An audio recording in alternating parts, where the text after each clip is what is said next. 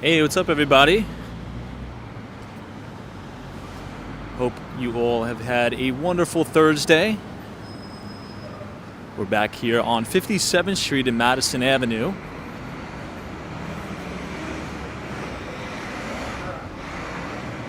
And I wanted to quickly go by the Four Seasons Hotel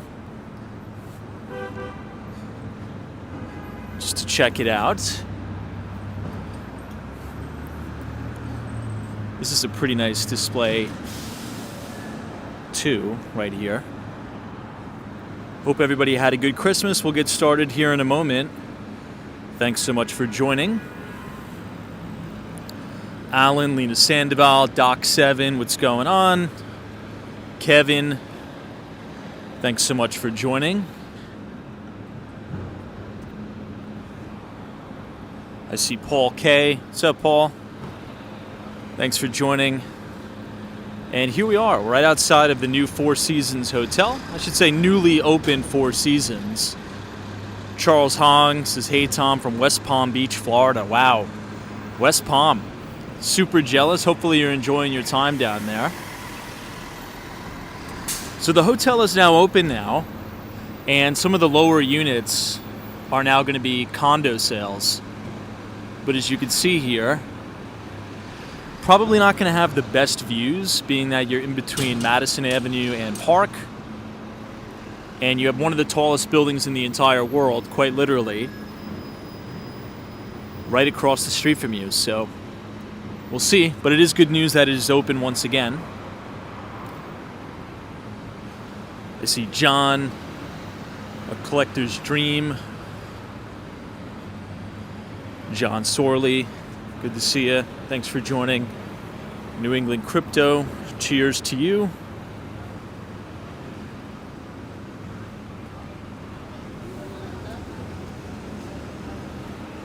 We're close to the Aston Martin showroom here. Kevin says, good evening from Lakeland, Florida. What's up?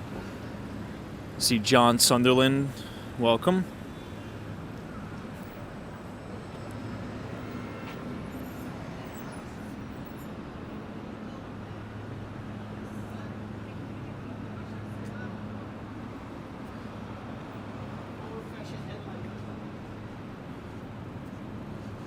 Carol Reevy, welcome.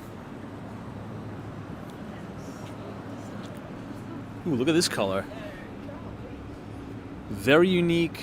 It's almost like a matte green color, kind of. Very cool. Very, very cool. Now, if you were tuning into our Miami live streams, we were checking out the Aston Martin residences in downtown Miami, which looks great. Jay Sully says, hello, Tom in chat. Merry Christmas. Thank you so much. Hopefully you've had a good one. Looks pretty cool, this two-door thing.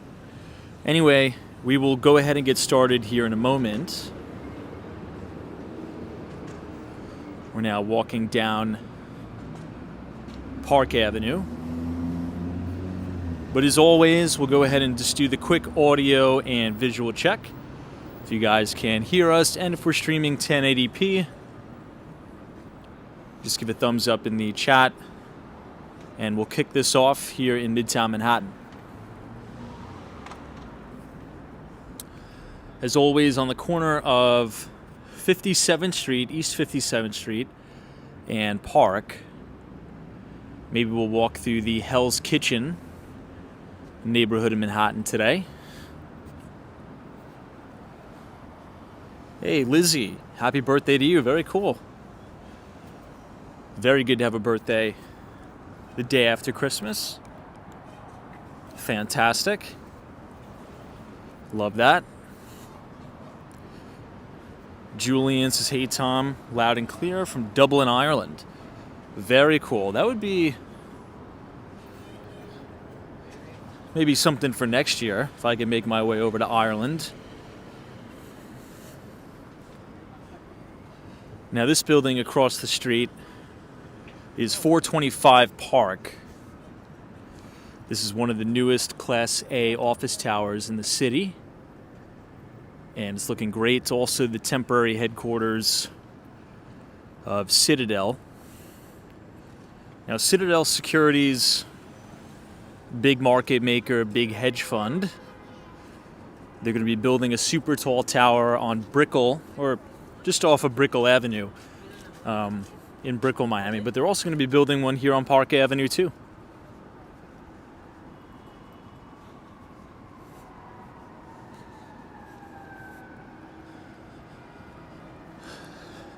And here's a really nice shot of 432 Park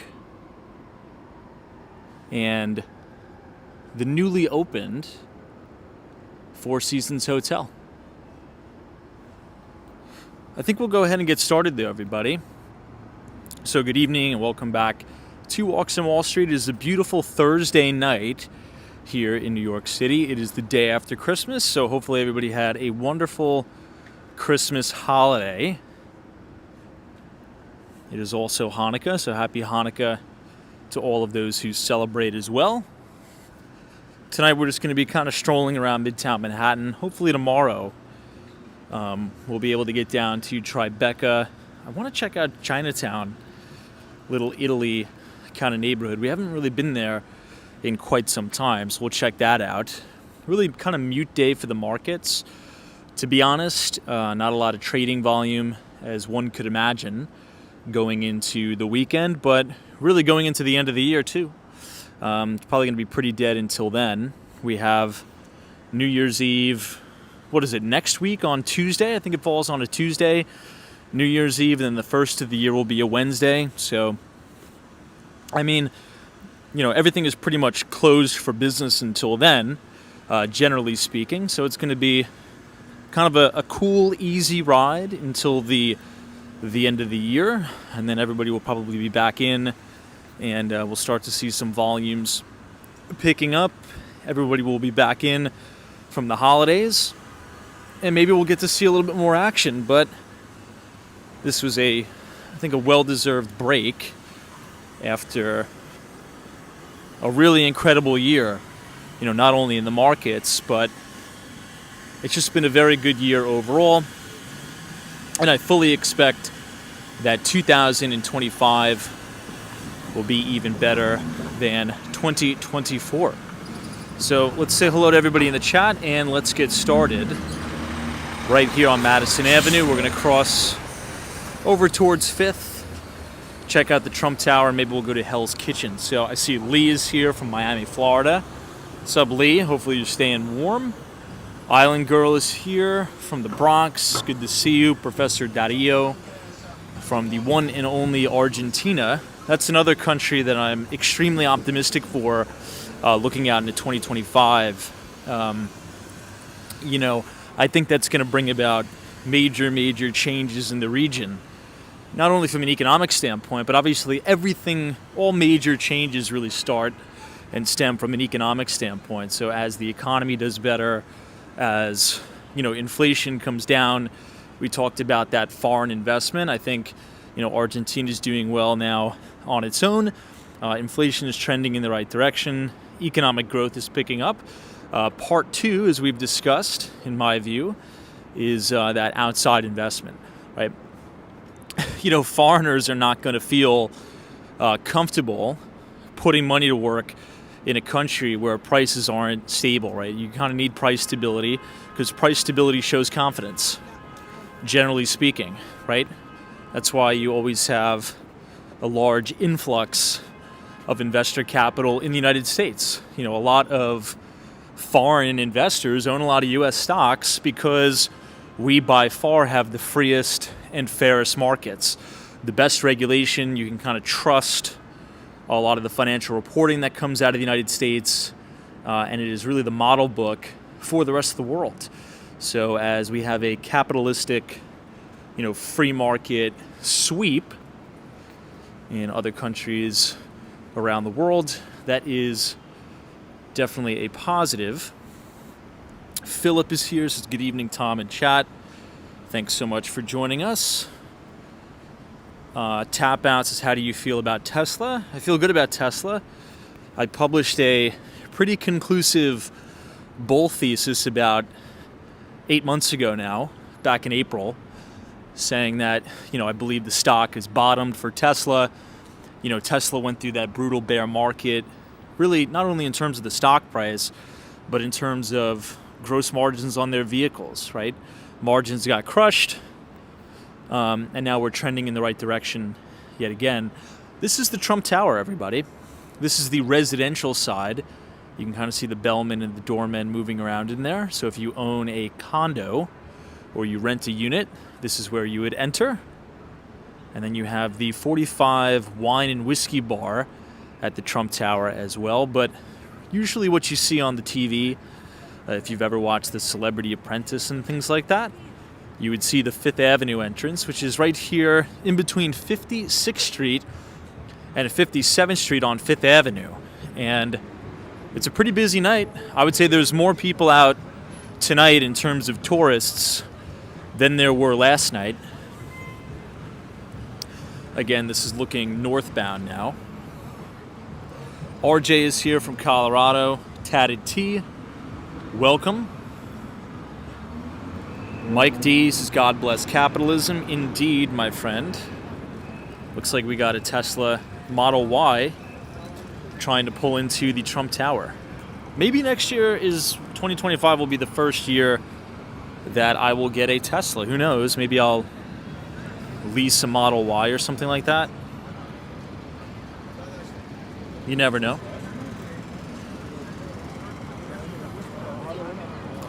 The LT Prods, crony capitalism often gets confused with real capitalism by the pro-socialism crowd. Yeah, and that's really, unfortunate, right? Now, to be fair, I think I guess one could attribute it really to the last 12 years. You've kind of had this major crony capitalism, corporate favoritism, I would say, even like a corporate socialism type structure, which, if we want to do an entire look back on the financial crisis, should the banks get bailed out by the taxpayers? Should they not? That's kind of what you would call, a crony capitalism. Because if I have a small business, or if you have a small business and we go bankrupt and we go under, we can't rely on the taxpayers to come bail us out, right? But, the wealthiest individuals, the wealthiest banks that not only cast the United States into a recession, but really the entire globe. It was a global financial crisis. They get bailed out. So, we could have a debate on that all day. Now, many people would argue that we kind of needed to bail out the banks, or we would have had like a 1929 style, even though it was a great recession, it would have been, maybe on magnitudes worse of, the Great Depression. Who knows if the Federal Reserve didn't come in there and also bail everybody out, but we'll see. Peter says, go for a Tesla sedan rather than a Cybertruck. A sedan would be easier to manage. Now, I really, really like the Tesla Model X. That's kind of what I've been doing today. I've been binge watching YouTube videos like Tesla Model Y reviews, Tesla Model X, and Cybertruck reviews. I really, really like the design of the X, but the Tesla Model X is pretty expensive, so I don't know, maybe I'll just settle for the Y, especially if I'm going to lease it. Who knows? I know we have a lot of people here that have Teslas, so. A. McQueen, good to see you. Says, is hoarding huge masses of wealth capitalism? Well, one thing that you could possibly say that has led to your point, right, what I like to call the extreme haves and the extreme have-nots, like a two-tiered kind of society, has really been the Federal Reserve, right, juicing and gassing a lot of the returns. Now, the problem is, ever since the great financial crisis, right, if you think about the Obama era and the like, kind of getting us out of that recession, a lot of that had to do with the Federal Reserve, leaving interest rates artificially suppressed in an acronym, what we like to call ZIRP, or ZIRP, which stands for zero interest rate policy. Now, the problem with ZIRP is it provides tons of liquidity to the markets, tons of accommodation. Wealthy individuals, corporations are able to borrow money essentially for free, right, at very, very low interest rates, to do a lot of things, to invest in research and development, to build more plants, to create more jobs, but also to buy back shares of their own stock, right? Now, the problem is, the biggest, I would say, catalyst that contributed to the explosion in the wealth divide is who had access to all of that cheap liquidity and that cheap capital, right? Well, you could say number one, the wealthy, right? It wasn't, the working class who got access to all of that cheap liquidity. So as interest rates were held at zero, free money floating around, that made asset prices, stocks, real estate, go to the moon, so to speak. But if you look at the breakdown of people who actually own those assets, the top 10% of America owns 90% of all the assets that were being inflated away. So as the S&P 500, the Dow, the NASDAQ keeps hitting new record high, new record high, new record high, since the lows of '08, the wealth that has been created for the top has been unreal. And the prices of real estate have been going up unbelievably, right? But who holds those assets, right? Predominantly the top 10%. So, it's like a blessing and a curse, because it's a blessing because there's a lot of economic prosperity that has been created, lots of opportunities, lots of jobs. We have record low unemployment, but you see this huge disparity in the wealth gap. And I believe that's really been attributed by the Federal Reserve providing accommodative monetary conditions for too long, kind of gassing it one way or the other. But, then one could argue, well, we wouldn't have all these tech companies if it wasn't for ZIRP, right? If you think about the growth trajectory of a lot of these tech companies, they don't make any money, right? Amazon didn't make money for 12 years. A lot of these SaaS, software as a service companies, didn't make any money for years. So that kind of free money, borrow money in perpetuity, get outsized investment to kind of get over that hurdle rate to where you can make money, I would feel that would be very difficult if money was expensive, right? Or if the price, I think we have Bitcoin sitting right at the 50-day moving average. Now, this is a really, really unique shot right here, everybody, because you can see 432 Park Avenue here, the Crown Building as well. It's just such a beautiful and stunning block. Really all of Midtown Manhattan during the holidays is really nice, but I always like walking this kind of strip here because you have those kind of candy canes hanging. Enron is here, welcome. Cheers. Jason says BTC is a Fed killer. Potentially, for sure. NAV 407 says the new Model 2. I just lost your comment. Is also a great design and a little smaller. NAV, did you see the new Tesla Roadster? Really crazy stuff. Now, I definitely won't be getting the Tesla Roadster. Anyway, Al Baker's here. What's up?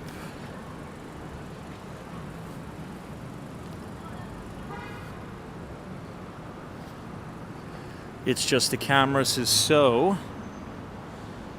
Trump is promising less regulation. Is that the solution? Or is it more regulation? What is your take on a solution? Well, I definitely think less regulation. I don't think it's a solution to what we're talking about, but here's how I would kind of explain because I guess what you're alluding to is Doge, right? The Department of Government Efficiency, I believe that's what they're going to call it, with Vivek Ramaswamy, I believe he's leading that. Now, think about the private sector, right? As opposed to the public sector. When you have a major economic boom, businesses tend to hire more employees to accommodate all that fresh new demand. They hire employees, more customer service, more implementation people, and jobs grow. And then when you go through an economic downturn, well, guess what happens? Businesses have to lay off employees because there's less demand, they really don't need their employees anymore, and they start layoffs. But that's kind of that scenario is what you call corporate bloat, particularly a lot of these big Fortune 500 companies that are very lethargic, the legacy companies. They have extreme amounts of corporate bloat. So the best example of that would be probably Meta, Mark Zuckerberg's company. The stock was not doing well. It was hitting 52-week lows. They weren't as profitable as they could have been. And then Mark Zuckerberg came out because he was getting a lot of pressure from the board and deemed it the year of efficiency. Cut costs, slashed a lot of employees, got very, very lean and mean, and profitability exploded, efficiency exploded at the company, and the stock trades now at new all-time record highs. The problem with the government is the government isn't really accountable to anybody, right? If you're a publicly traded company, you're accountable to your shareholders, the board of directors, and they could really kind of pressure you to make, changes. It's like an accountability checks and balances. The government, you really don't have that, right? Even though the government is supposed to work for the people, it's supposed to work for us, what's the old saying, right? Get a cushy government job, sit there and do nothing and then suck off your pension, right? Whether you want to say it or not, that's been a really, really big narrative. I'm sure we've all heard that is get a nice government job, get a nice pension, get nice benefits. So you have all these government organizations that are so bloated, right? They're adding more and more of really these useless government jobs. Anybody who's had to deal with the government for anything knows that it's very archaic, lethargic, and it often stifles innovation. So I'm very optimistic on what you would call, I guess, Doge, Department of Government Efficiency, because, regardless of what side of the aisle you're on, right, you can't, sit here and tell me with a straight face that there's not a lot of duplicity within the government, and there's not room for improvement within our government, especially across all of these different government agencies. So that's kind of my overall take on that. There's really no checks and balances with big government entities, right? If we're just being honest. It's very, very hard to get fired if you work for the government. It's very, very hard. But, there's not that, because they're not in business for profitability like you are in the private sector. Hey, what's up, Trade Brigade? Hopefully you had a wonderful Christmas with you and your family, and hoping for a successful 2025. Hope you're doing well. This is that Dior store. Professor Dario says, in Argentina, we pay a ton of taxes to support the government. I think we have to find a middle point. For sure. And, to Professor's point, right? And I won't speak for everybody in the younger generation, but here's generally how I feel about taxes. I honestly don't mind them. I don't mind paying taxes, and I don't mind paying a lot of taxes. But if I see, a degradation in quality of life, if I don't feel like I'm getting a good return on my investment, then yeah, I'm going to be pretty pissed off, right? But if I'm paying a lot in taxes and I have great services, transportation is great, the streets are safe, we have a very responsive police force, then, everything is good. But if the latter is happening, that's kind of where it's like no taxation without representation, so to speak, right? And it just so happens that some of the highest taxed states in the United States oftentimes suffer from the harshest quality of life issues when we really shouldn't, right? I've always said this, money is not an issue.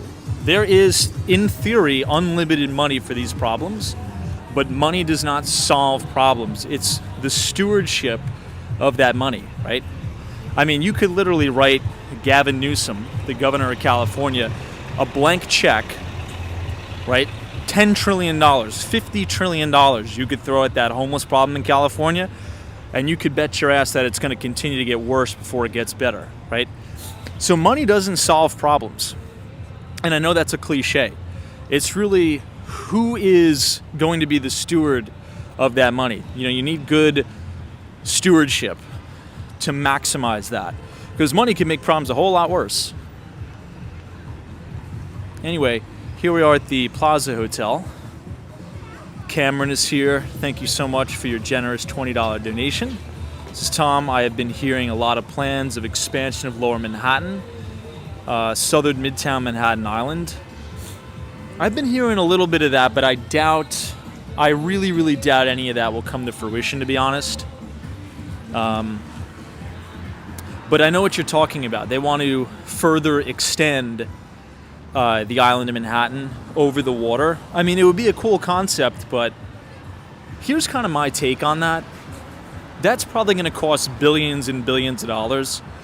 I would rather spend those billions of dollars not to expand the island of Manhattan, but to totally rip and replace and revamp our subway system. Now, this conversation isn't even like a real conversation because it's never going to happen. But hypothetically, right? I would rather make our subway system modern, but in order to do that, since New York City is an older city, we're going to need to quite literally rip and replace things, and that's going to cost billions and billions of dollars. So, but I have heard about it. Hey, NBA Elias, what's going on? Cheers.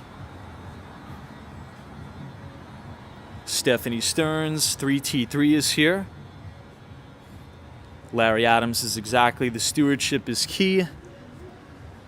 The apps, holding them accountable for sure. I mean, it's just like, running a company, right? You could have an amazing company, and then they could make a bad hire on the CEO, and the CEO runs the company into the ground, right? It's the same thing with the government. But in my view, right, in my opinion, I think there's more accountability in the private sector. Because if I'm, a CEO of a company and I don't do the right thing, I don't make customer service and customer care a priority, and I give customers a bad experience, well, guess what? Customers aren't going to shop and do business with me, right? And my company is going to be run into the ground. But the government, there's no choice, right? If you go into the DMV and they're always nasty to you, and they're upset and aggravated when you ask them a question, there's no alternative, right? So it's almost like there's no incentive for the government, any government organization, to treat us nicely and to go above and beyond, because there's no incentive. You have to do this. Where else are you going to go, right?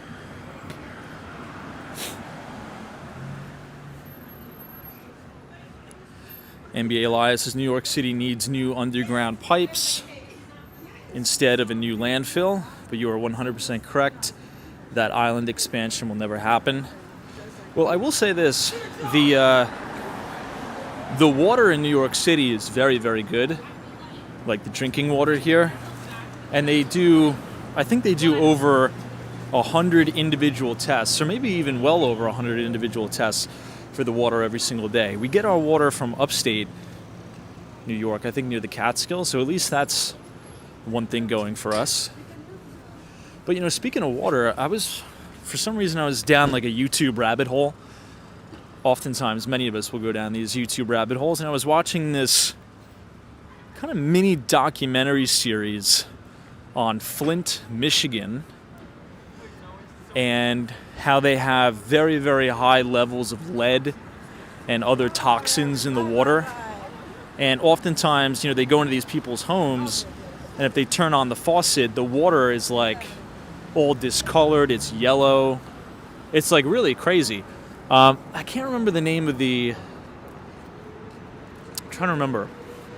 But anyway, they said it cost a few $1 billion to rip and replace all those pipes around Flint, Michigan. I mean, if we're funneling all this money all over the world, to Eastern Europe, to the Middle East, to just wage war and death, I mean, I would much rather send a few $1 billion to rip and replace new water pipes so people don't have to have, lead pipes.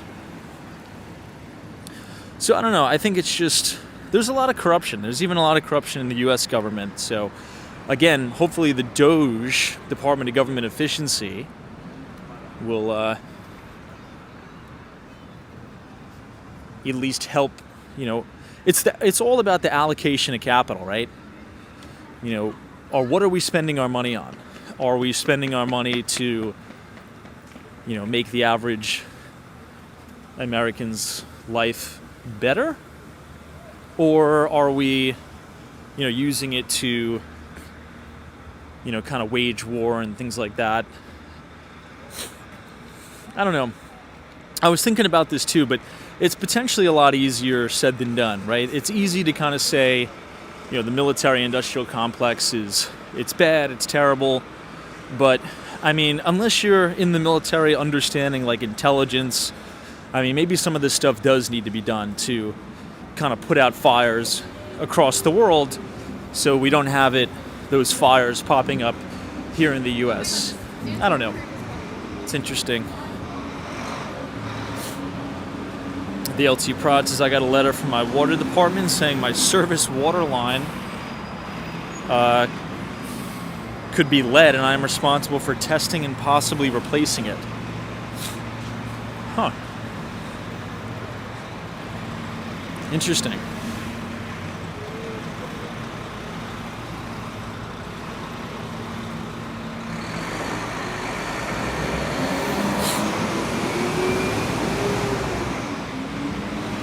Yeah, Roberts says, Tom, Doge doesn't have any power. Congress does.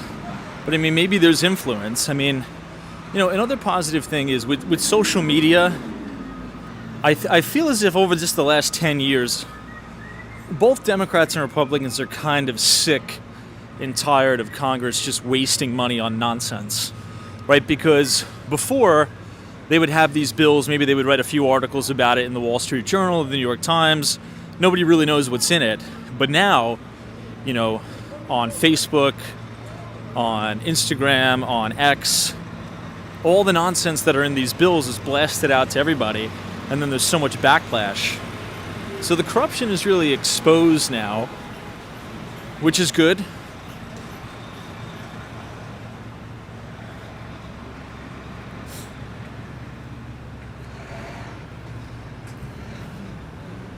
I don't know. There's just a lot of moving parts, right? I think lobbyists, have a lot of power, obviously. This is the JW Marriott Essex House. Looks beautiful.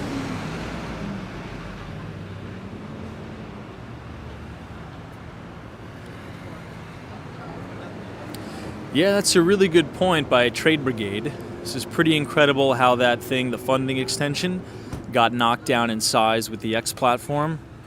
Yeah, for sure. And I think that's a little bit disingenuous too, to your point, because, they'll cherry pick one thing in the bill.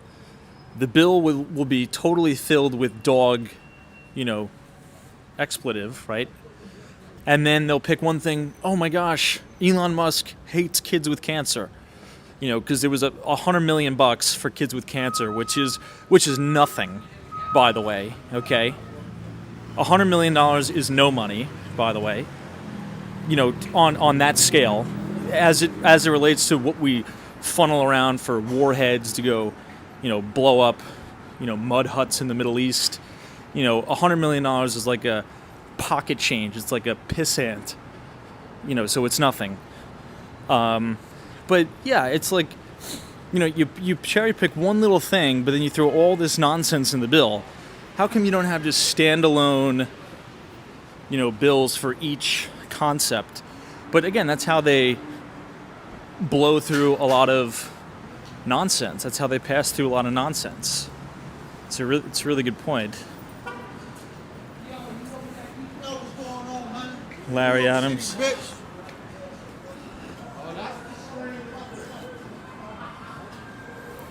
All right, this is Alwyn Court. We'll make right here on 7th. This is a really nice building here.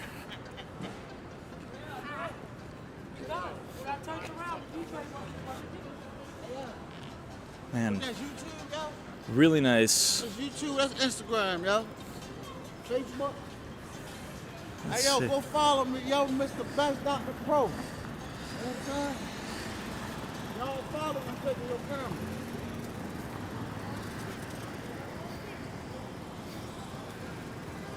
Oops, sorry, we got a little bit of a derelict here.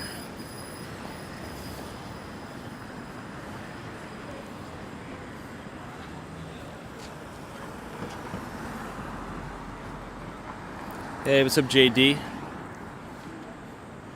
Now, I think this used to be a restaurant, closed down many years ago, and now, unfortunately, it's vacant. But I want to get you close to the building just so you could see just the architecture of it.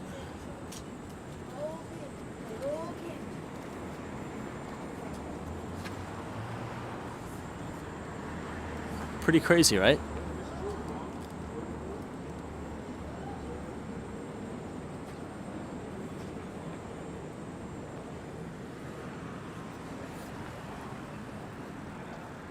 This is Alwyn Court,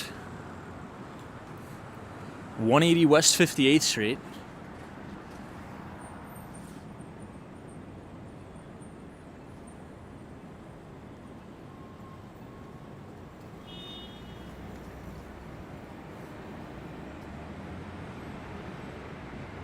The apartments in here are pretty nice, but it's a dated building, but just the detail on it, architecturally speaking, is pretty impressive.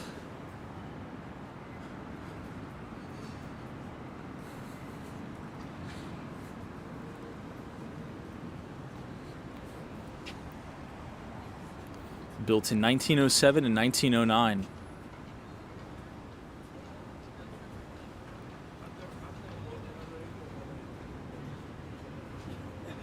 It's really, really nice.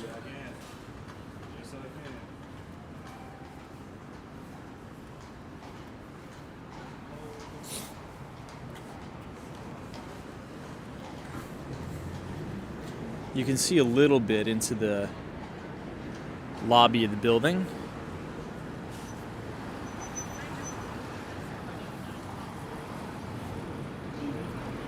NBA Elias, Tom, $100 million is a rounding error. Interest costs for the U.S. deficit alone are now $3 billion a day. That's just those are kind of like unbelievable cartoon numbers to think about, right? I mean, those are the numbers that we're kind of dealing with now for the deficit. Now, speaking about, the markets and GDP growth, we kind of review this all the time. There's a high correlation, right, between U.S. GDP growth and the direction of the S&P 500, right? So about 70% of the time, if we get a positive GDP print, 6 months later, the S&P 500 is positive 70% of the time, right? Similar for a negative GDP print. Now, talking about the deficit, right, and just the ballooning fiscal spending, right, that is to the tune of trillions and trillions of dollars, we do also have to understand that has been a big driver of economic growth in the United States, right? Fiscal stimulus. There's really two sides to the house. You have monetary stimulus, which is the Federal Reserve, right? The central bank, Jerome Powell. And then you have fiscal stimulus, which is our government spending. And we've been through the last decade of monster monetary stimulus, right, from the Federal Reserve, and monster fiscal stimulus, particularly over the last 5 years, right, with the pandemic and all that. We've had to throw a ton of money, trillions of dollars. The Trump administration spent an ungodly amount of money on this pandemic, and the Biden administration followed it up by spending an ungodly amount of money on the pandemic, as well as a lot of these other packages. And that has really juiced the economy and juiced the market. So the reason why I kind of want to dive into this is, assuming that the Trump administration does the right thing, right? That's a big assumption there, and cuts fiscal spending, which I don't think they will do, by the way. To think that that's not going to have a negative impact in the short term on the economy, it's a little bit hard for me to get my head around that, right? And I think that's been like the main issue over the last few presidencies, is nobody really wants to get left holding the bag, so to speak, right? So, if you're the president of the United States and the Federal Reserve starts to go into a tightening cycle, you're probably not going to be too happy with that, because, I think Clinton said, it's the economy's stupid.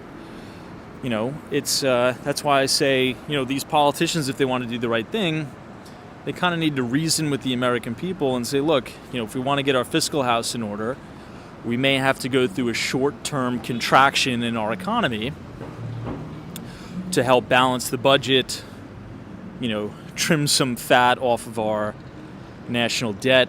But I think that's going to be really, really hard to do. And Trump is a real estate guy. And real estate guys are big debt people, right? So Trump is a debt guy, so I doubt that he is going to spend less money. But we'll see. Who knows? The argument to that, or to counter that, is that AI is going to work so well with increasing productivity that we don't see a decline in GDP. So maybe artificial intelligence will be our saving grace. Who knows? Hey, what's up, Tony? This is the market valuation of Apple is almost equal to the entire value of the S&P 600 small cap. And I think Apple hit a new all-time record high on Christmas Eve and is now a $4 trillion market cap, which is pretty crazy, right?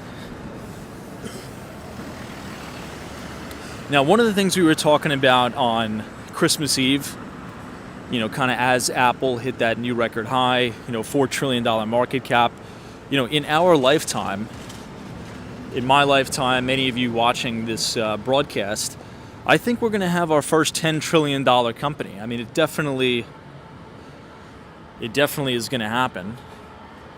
Trade Brigades is new record highs today in Apple. Well, there you go. Think back to the early 2000s. Now, many of you were probably trading and investing money in the 90s, right? Now, think back to those days. Did you ever think you would see a day or or like a headline, right, on CNBC, on Bloomberg, $4 trillion market cap, $2 trillion market cap companies, the $1 trillion club? I would say you probably would have never thought about that, right? You're like, that's so unattainable. But with what's coming down the pike with AI, I mean, over the next decade, I think we're going to see a $10 trillion company.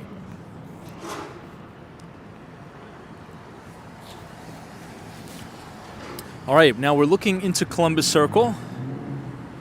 But right here is 220 Central Park South. This is one of the best-selling buildings on Billionaires Row.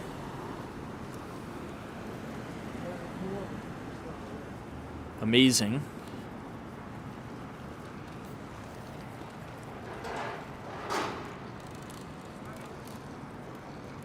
Hey, Brad's Brain, what's going on? Roberts is how much is Elon worth? How much is Elon Musk worth now? Over 200 billion or something crazy like that? Maybe even more than that? Who do you think's going to become the world's first trillionaire? You think it's going to be Bezos, or do you think it's going to be Elon Musk? Some people say that there's already trillionaires out there. I was reading some Fortune article that said potentially a lot of the Saudi families, like the royal families, are potentially trillionaires. I guess they don't have to. I guess I don't know. Legally they don't have to report their net worth.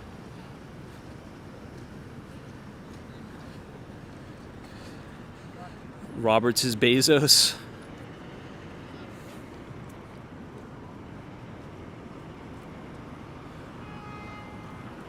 Wow, Bree Grams, that's pretty good.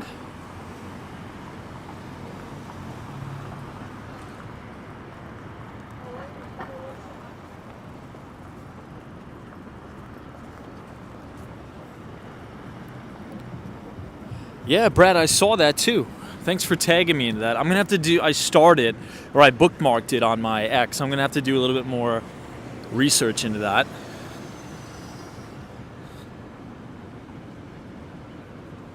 Charlie says the Saudis have endless money. Yeah. Damn.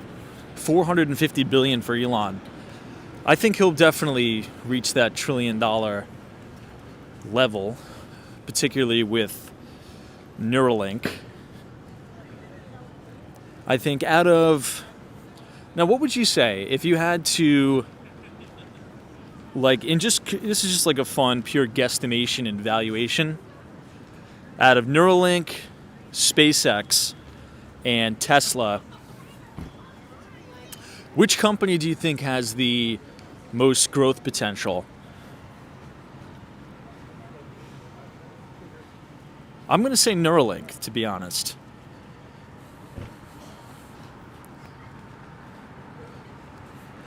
I think Neuralink is going to be so massive, we can't even really wrap our heads around just how life-changing Neuralink is going to be for some people. Roberts is SpaceX. Hayes Productions is Neuralink, unfortunately. I don't know, I'm trying to be optimistic about it. I know it sounds kind of crazy that, there may be one day that we'll be walking around with chips in our heads, things like that. GG says SpaceX or Tesla. Well, Tesla's going to be massive with the robots, Tesla bots.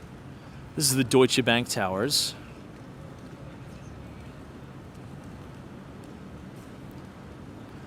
Now, I've said this many, many times before, but the way I think about technology is all about latency, right?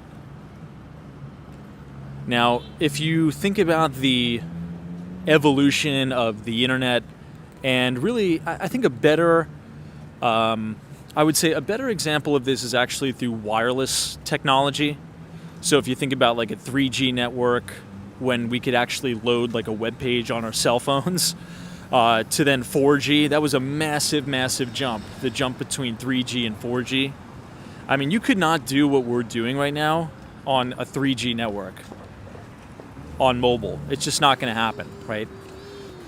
So, how many people are old enough to remember dial-up internet, right? Taking literally 1,000 years to load one piece of data or a web page. That is, it's latency.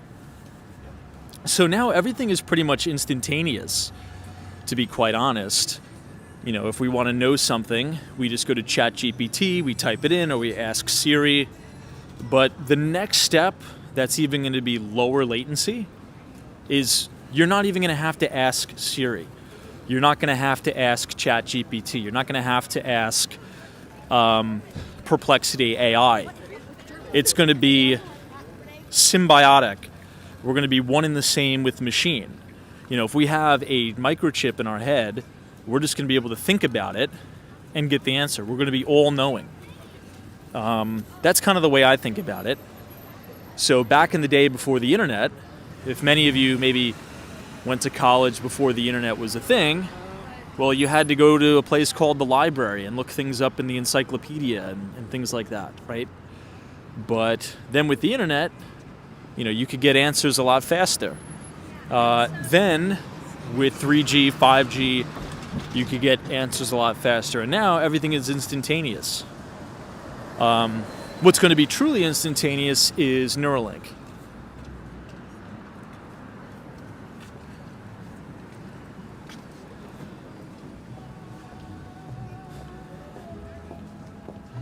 All right, this is heading up into the upper west side of Manhattan.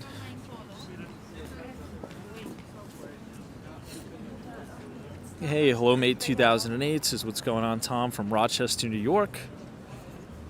Good to see you.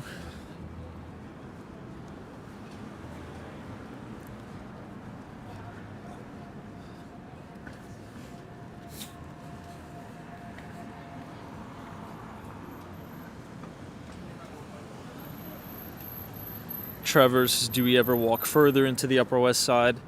Sometimes. It's just the internet's not too good up there. It's a lot of buffering. But maybe we'll check out Lincoln Center tonight. Haven't been up by Lincoln Center in quite some time. This is West 61st Street.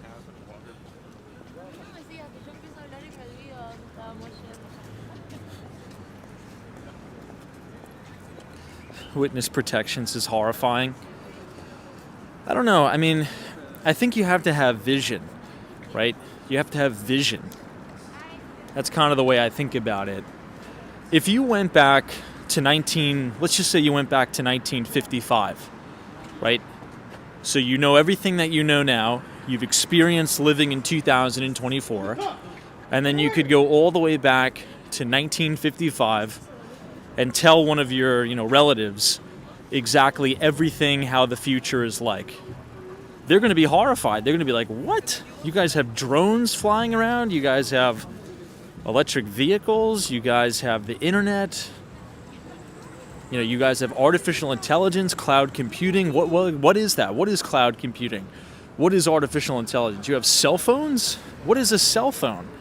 Right? You're going to be so mind blown. Like, you're going to be horrified, to use your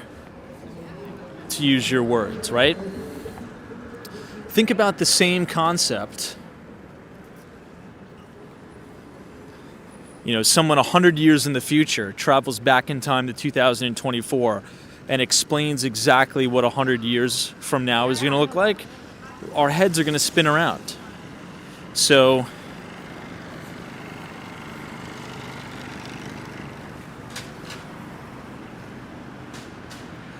I think it'll be good.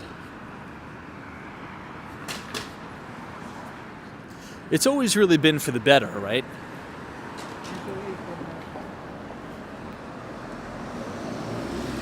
It's almost like you look back in time and you're kind of horrified in retrospect. A kind of funny / New York example, now that we're heading into the Upper West Side of Manhattan. On the Upper West Side, you have a lot of these really nice brownstones and townhouses.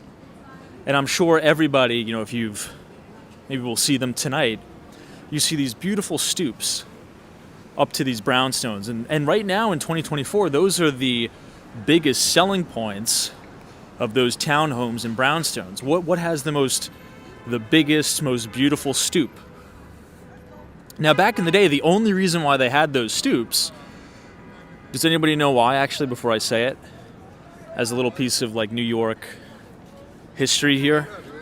Does anyone know the reason why brownstones, townhouse homes have those big, beautiful stoops? Yeah, Soho Joe, horse manure, right? So there was literally tons and tons of horse, S-H-I-T, all over the road. And they wanted to create separation between your living space and all the horse, S-H-I-T. I mean, looking back in time, that's horrifying. But now it's turned into beauty, right? I mean, and then many people complain about vehicles on the road. Maybe we'll look back in time and say, what? We had all of these cars blocking up the road? That's horrifying. Well, yeah, 100 years ago, you didn't have vehicles on the road. You had tons and tons of horse, you-know-what, all over the road. So the progression has been in the right direction. That is for sure.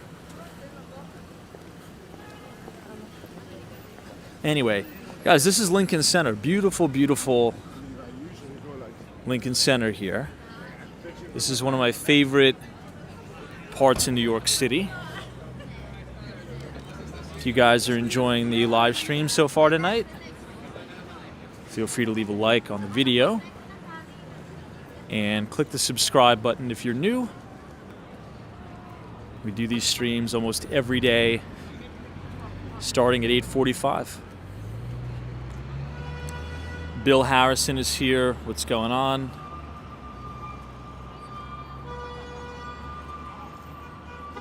Chris, welcome.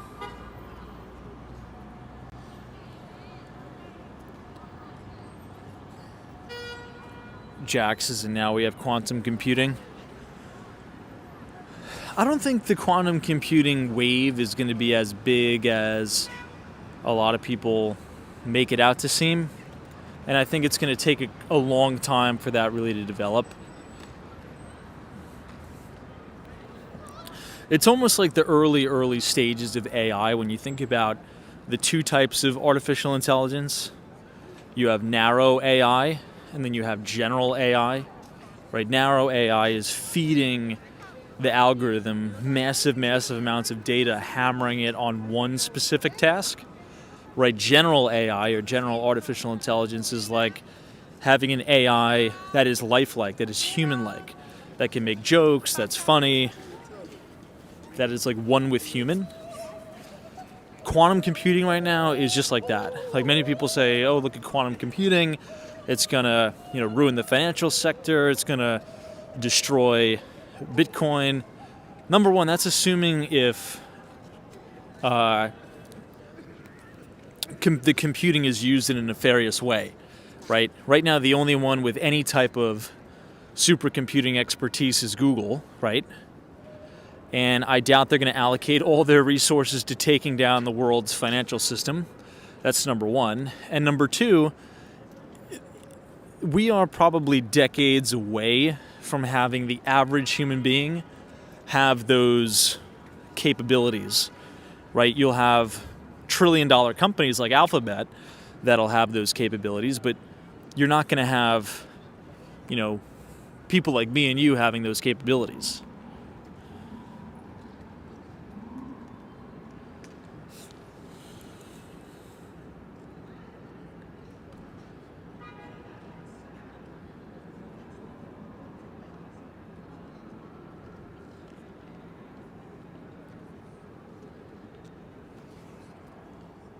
Alec Case, do you have any defense stock tips other than Palantir? I don't have any stock tips at all.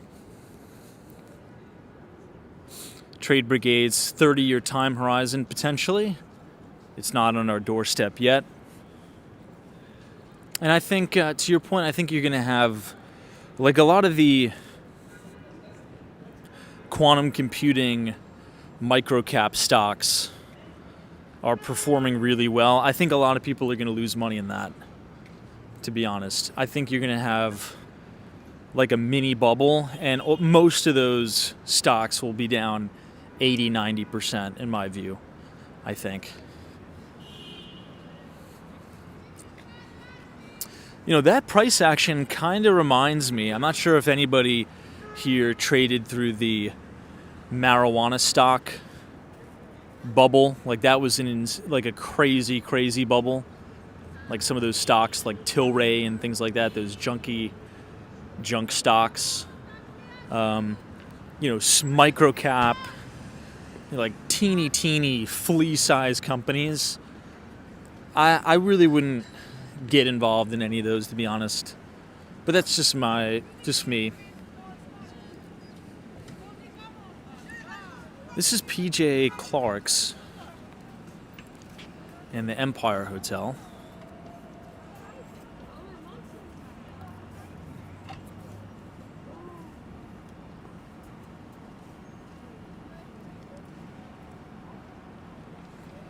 Robert says 83 days till spring. Whew. That actually doesn't seem like too much, to be honest.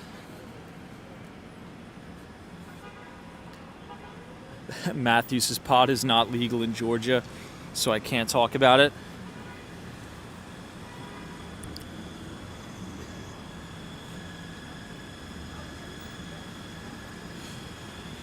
JD says, Tom, what do you like for crypto right now?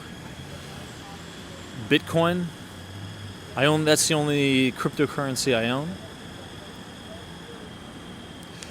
I don't get involved in any of the alternative altcoins, none of that stuff.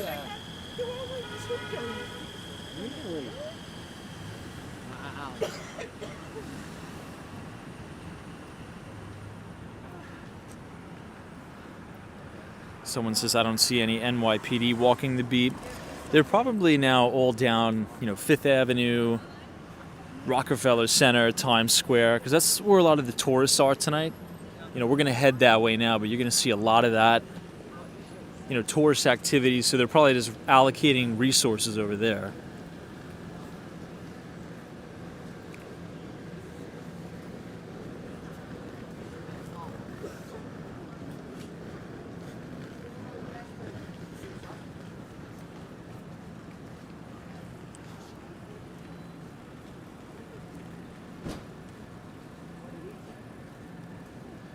This gelato place is always packed.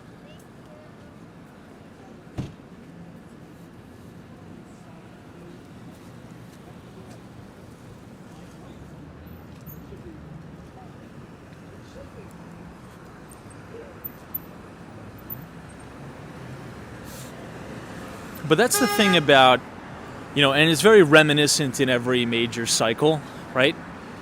I'll get, direct messages for, on X. I'll get emails here, people typing in the chat, what is the next best coin or crypto or meme coin, this and that. And, I've been in this since 2016, and it's the same every cycle. You kind of have the transients, right? The people that really don't know much about it, they come in because they, see on social media that these people are making millions of dollars, trading altcoins, which they're not, by the way. All of that is totally fake. They're not making any money doing that over the long term. And then they'll invest $10,000 in some random coin. It'll balloon to $100,000. They'll think they're a genius. Then they start to, trade altcoins more aggressively. And then the cycle ends, and then it goes to zero. But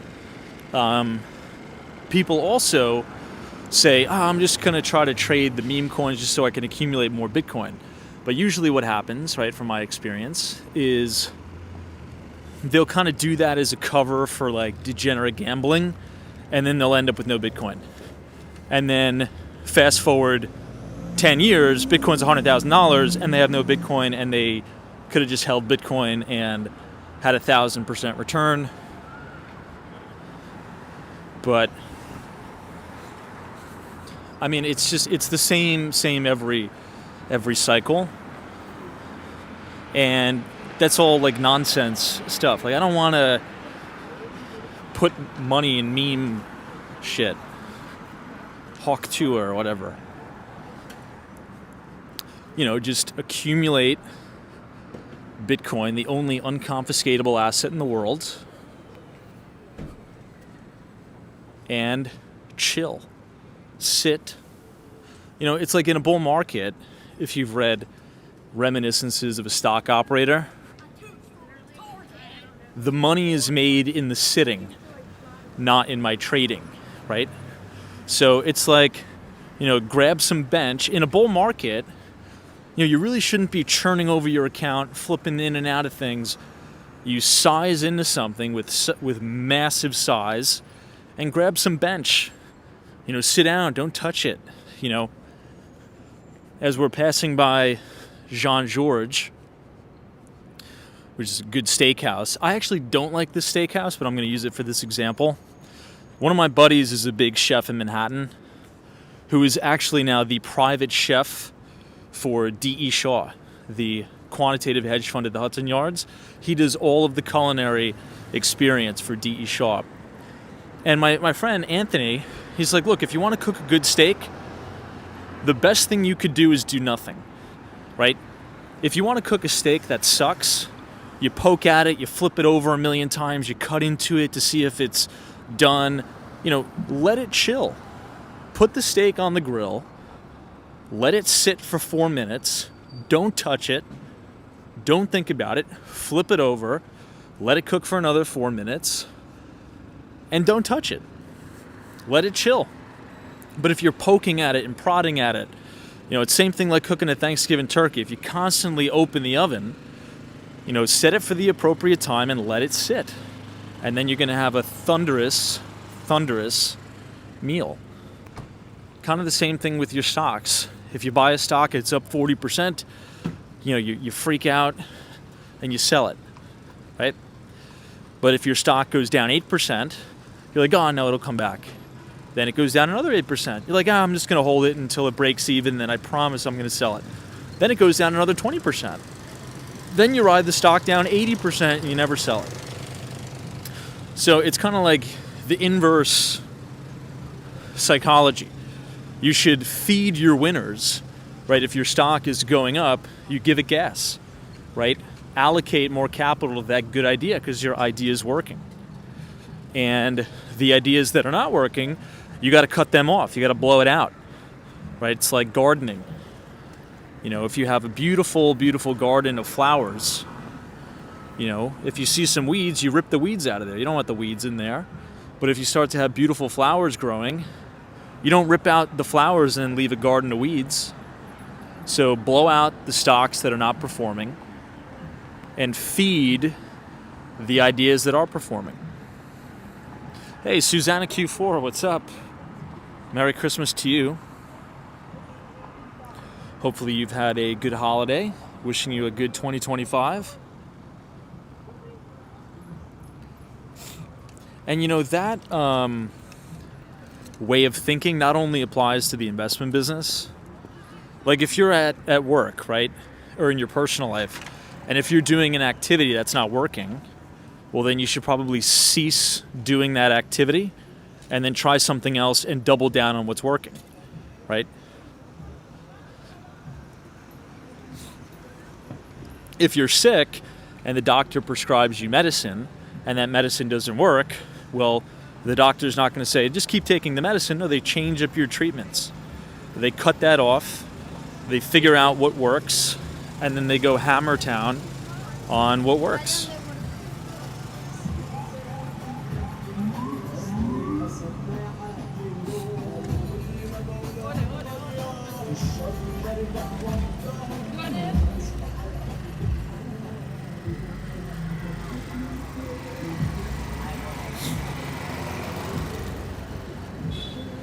Troy Atman says, Tom, when do you average up on a winning I'll tell you exactly what I do. If you buy the book How to Make Money in Stocks by William J. O'Neill and just go to the section about laddering, like laddering into the position, that's exactly 100% what I do. So the kind of way I trade and invest is Bill O'Neill, How to Make Money in Stocks by William J. O'Neill. I forget which chapter exactly it is. I'll message you on X. I know we follow each other there. And when I get home tonight, I'll take a picture of that chapter. But it's about averaging up and laddering into the position. But essentially, right away, if the stock starts to work with you, you give it more money. You allocate more money to that. But if the stock starts to work against you, usually about an 8% drawdown, you just blow it out. You lose the money, but don't be afraid to get back in that name, right? A lot of people will take the loss and then they'll be petrified, but if the stock does start to work, you can just buy it right back.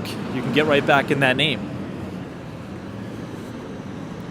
There's this really good follow on Twitter or on X.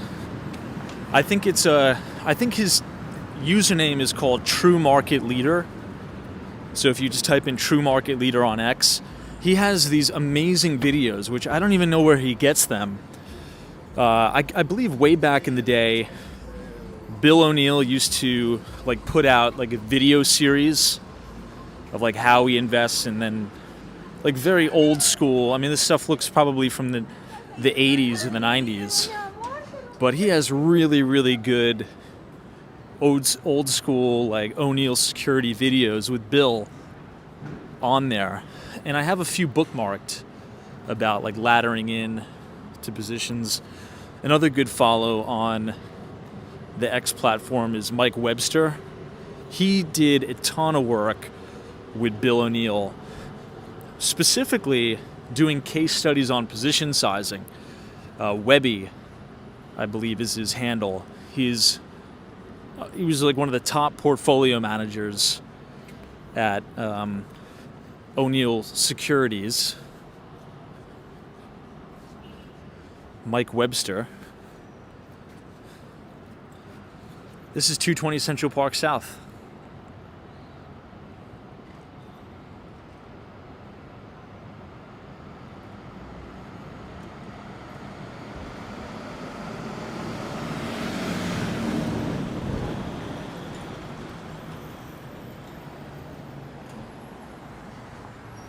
They don't have the tree on tonight. I wonder why they turned it off. They should have it on. Wow, Alex44 says, I have a VHS from William J. O'Neill. I found it with my dad's stuff. I haven't gotten around to watching it yet. Wow, dude. Can you send me a picture of what that looks like, if you don't mind? I mean, that is honestly a national treasure if you have that. And if you have a VHS player, play it and let me know how you think, what you think. I would love to somehow get a copy of it. I'll pay you for it. Obviously, I wouldn't want your original, but is it possible to make a copy of a VHS tape, or is that too outdated technology, I guess? But wow, that's incredible.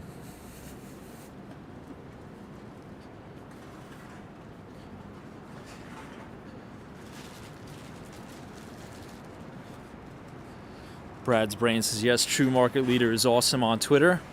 Bill O'Neill used to have a 30-minute show on FNN. Really? I didn't know that. I got to figure out if there's a website where you could buy some of those archived. Now, one of our viewers who's super, super nice sent me a lot of those Daily Graphs books.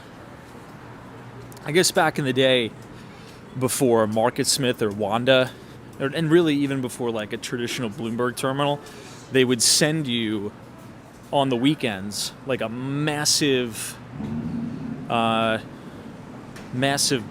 book called Daily Graphs or Daily Charts or something like that. Jack says it's called YouTube. Yeah, I mean, they don't have any. All of the old Bill O'Neill videos, there's none on YouTube. I don't know. I really don't know why. There's a few, but almost zero.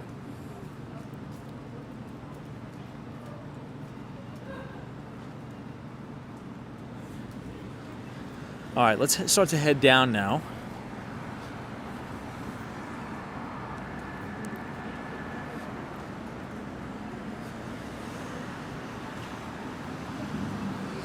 Hey, middle-aged grind. Merry Christmas, happy holidays. Welcome to New York.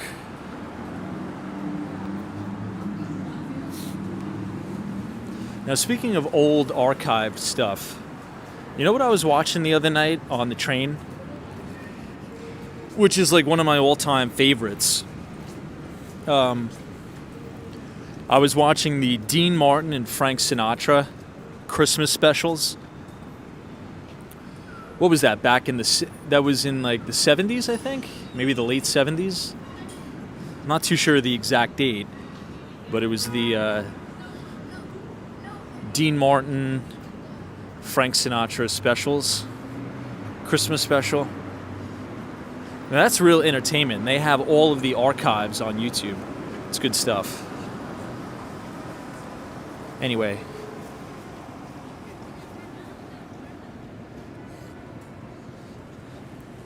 All right, let's cross southbound now. Yeah, Jax is Sammy Davis Jr., the Rat Pack for sure.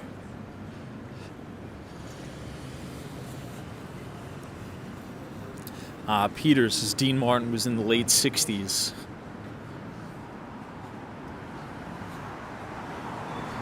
Sabrina Fair says, wow, Tom, that's the 60s. Great tunes. I watched a few of those myself. I feel like they don't have any, like, of that stuff equivalent nowadays. Maybe it's just because many people just watch streaming services. There's, like, no TV, but it doesn't seem like there's those, like, holiday specials.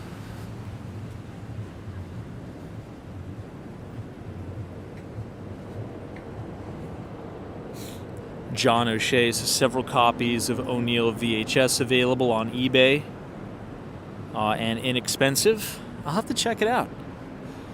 Thanks so much for letting me know. I would just have to then find a VHS player or somehow to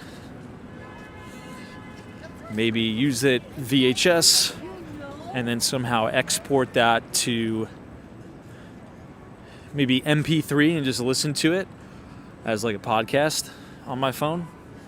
Maybe I'll do that as like a hobby this year and then I'll upload it on Twitter.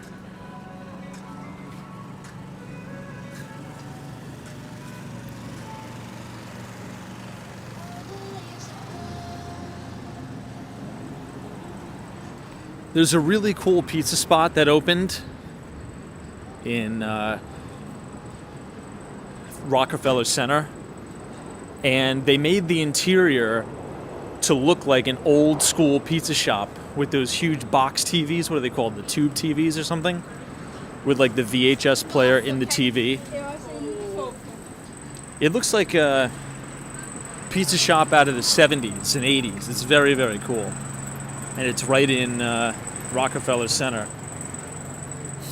Ren 1018 says, Tom, I looked up True Market Leader on X and found nothing. Really? I'll send it to you. I'll share his profile. Or maybe Brad, if Brad's brain is here, you could share it. I know we both follow that account.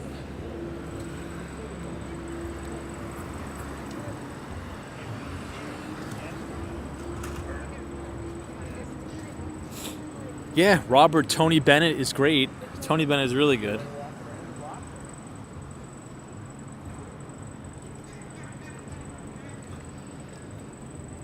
Brad says Bill had an ASMR voice as well. Yeah, he's, I mean, just the story of Bill O'Neill, it's like, that is just an amazing American success story. It's unbelievable. Very Oklahoma accent. And from people that I know that worked directly for Bill, like he wasn't like all these stereotypical, you know, money managers, hedge fund managers on Wall Street, and he pretty much outperformed the lion's share of them. But he wasn't a materialistic guy. He lived a very modest life. He gave away the vast majority of his money, even now, right after his death.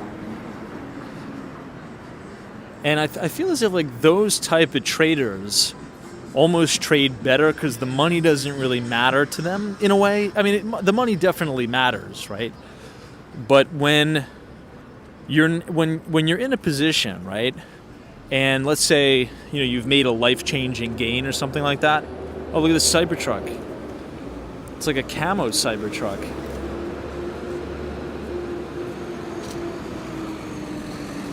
if you start freaking out about, what you could buy with the money and, or, oh my God, if I lost this money, my life is over. You get so nervous. You can't really manage that money clearly.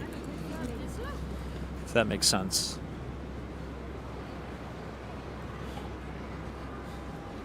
This is a nice Irish pub here.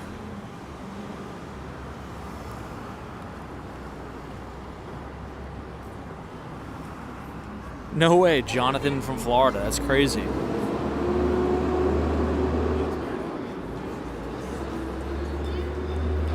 I think we have to make a right here. Because if we go down anymore, I believe there's a major buffer zone over there.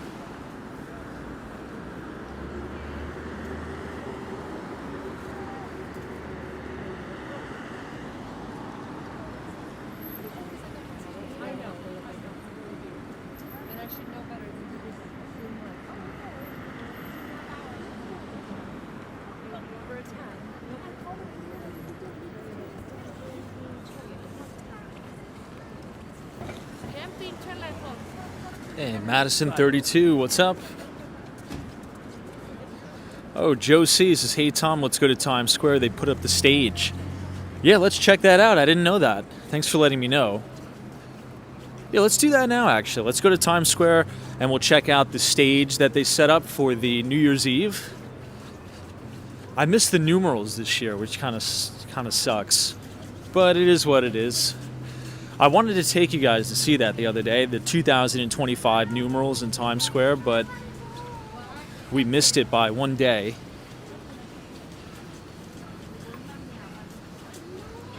That guy's gassing a beer. But yeah, we'll check out, we'll make a right by the Hilton Hotel.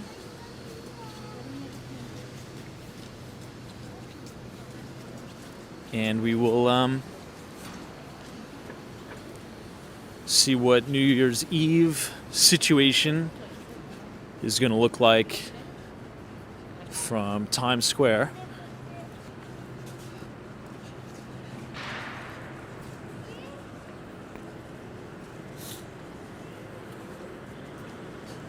It's getting colder too.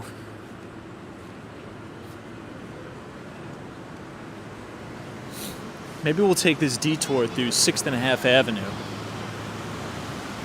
Wow, look at how beautiful this is. We haven't been in here in a long time.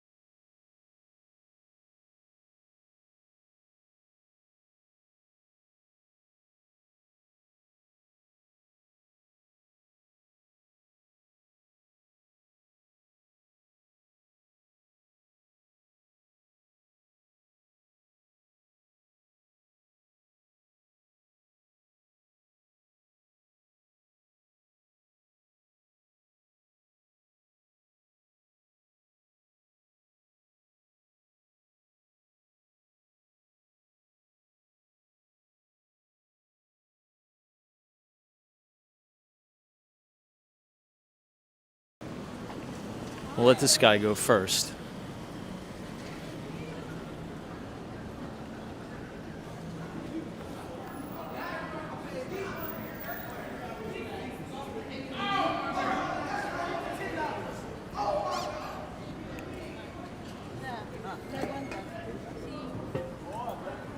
This is a shot of 53 West 53rd Street.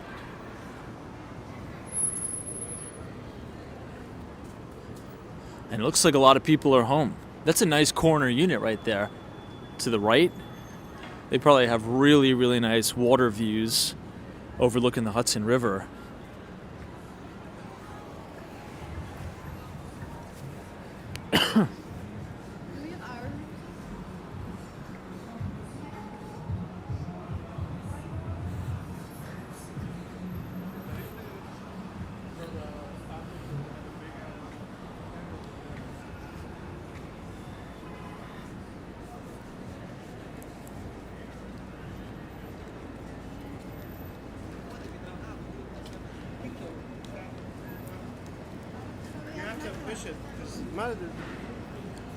New.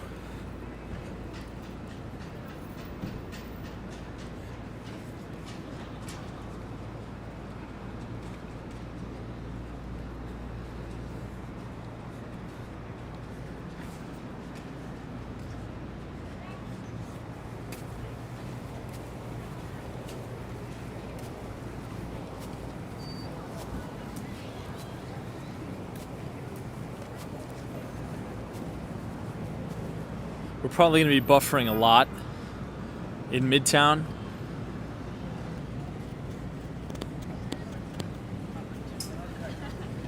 Just because of all the tourists.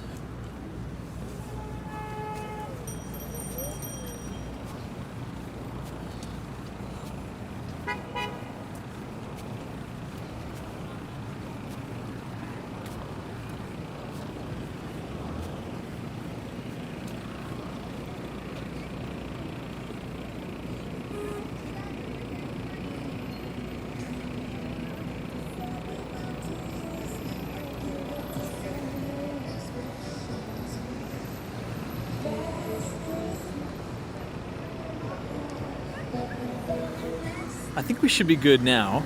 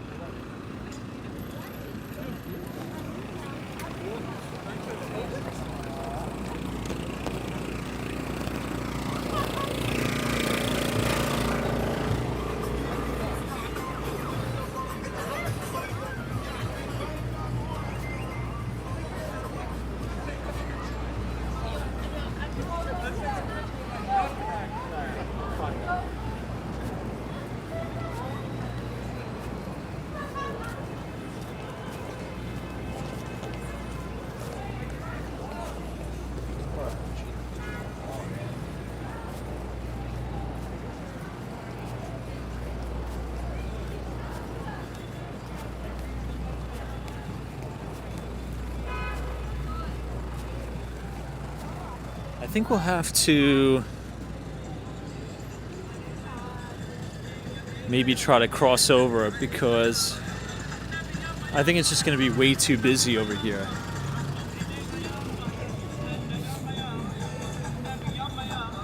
We will do that now to the left.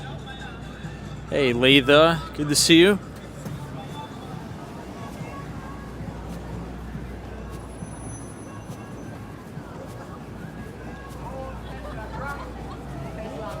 Check out this Cybertruck. Rich millionaire. Oh, get that Tesla, get that Tesla.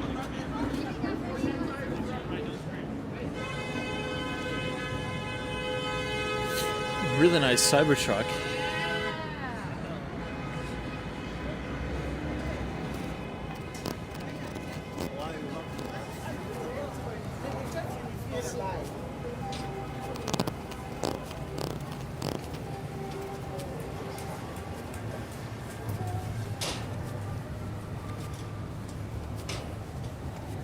we'll try to take a detour at the New York Palace.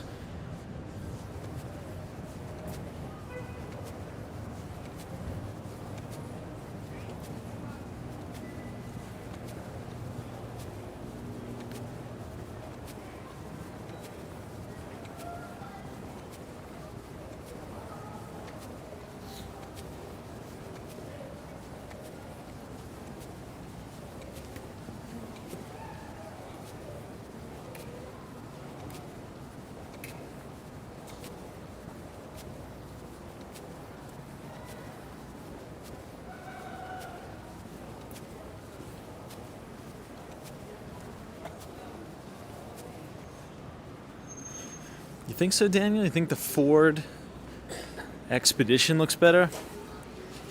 I don't know. I think, I guess it's all preference, right? But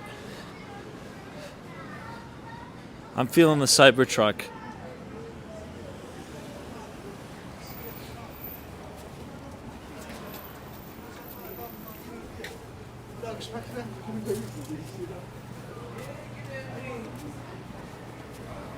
Yeah, that's true. Alan says it's all subjective. Some people like Tesla, some people don't. I get it.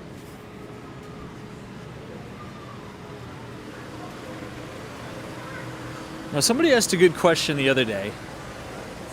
They said, Tom, do you think that you would like the Cybertruck if some other company made it and it wasn't Tesla?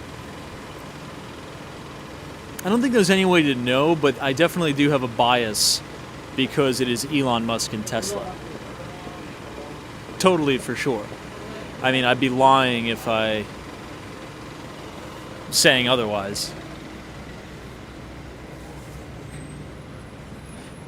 I would say, if I'm being honest, I probably like the Cybertruck more than I should, mainly because it's an Elon Musk and Tesla product. For sure. For sure.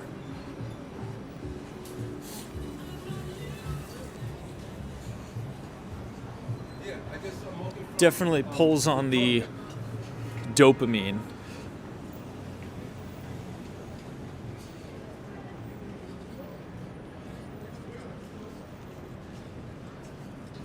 This is a nice Model Y right here. See, Model Y is more realistic for like a family car, you know?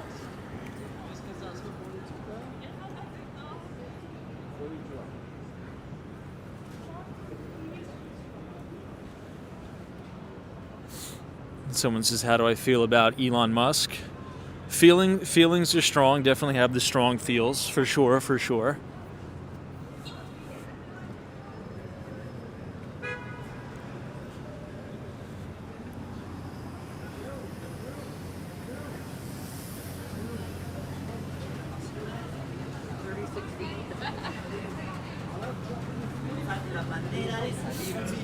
Here's St. Patrick's Cathedral. Sam Banks says, I don't give two craps about Elon, but the Cybertrucks are amazing. I'm a big DeLorean fan and love the CT.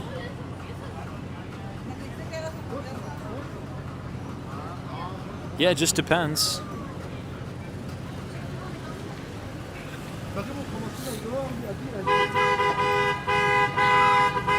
JD's Silverado.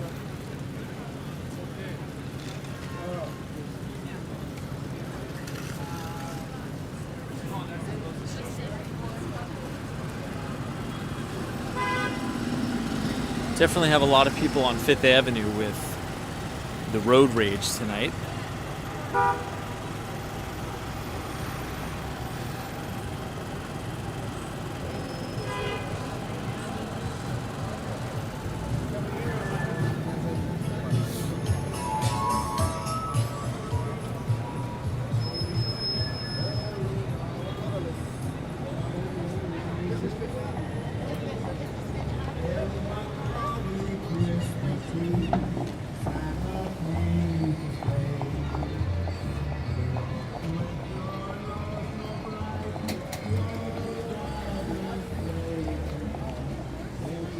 This is the Olympic, or the Olympia,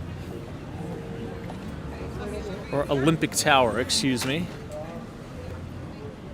641 Fifth Avenue.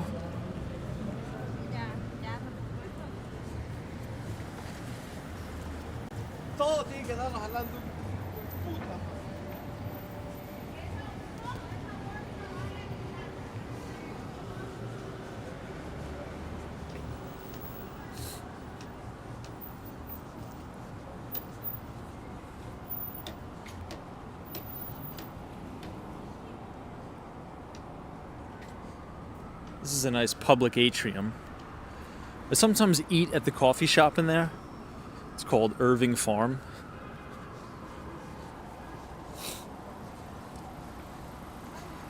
But let's go over and head to the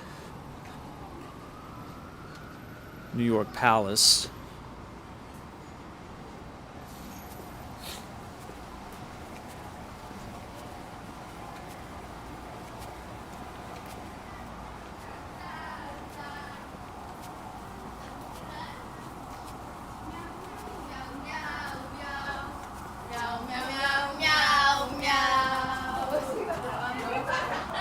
Now, what I hope Elon does is make the Cybertruck body, but extend the cab to make it almost like a minivan. I mean, that'd be awesome. Imagine if you have a lot of kids. It's like a Cybertruck, but it's cyber minivan. Now, that would be awesome.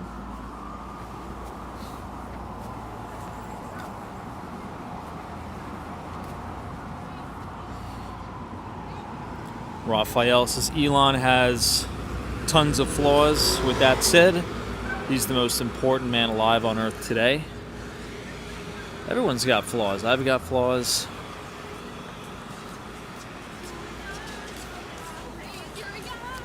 Right there. The car's right there.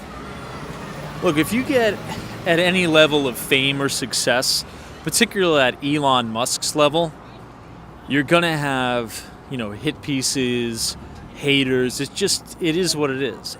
Every single person on the planet has something in their background or something in their, past that, a journalist could write an entire hit piece on and make somebody look terrible. Every single person on the planet, including myself. Okay? It's just we're human beings. Like, throughout an entire life, what you could say is, oh, you did this when you were in high school, you did this when you were in college, to everybody. So I kind of take those, especially a lot of like political things with a grain of salt. You're going to be under a microscope for sure.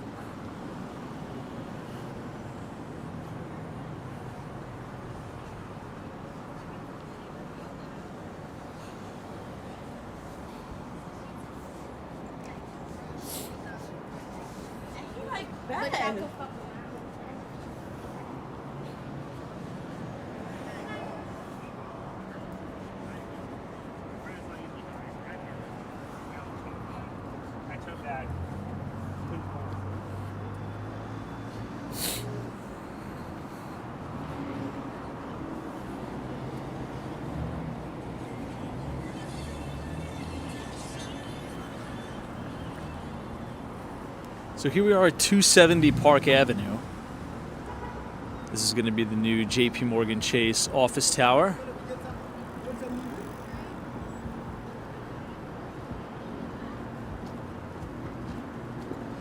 Bill Harrison. Yeah, I was going to, but they closed it down again today. I think that's the first thing that we need to do.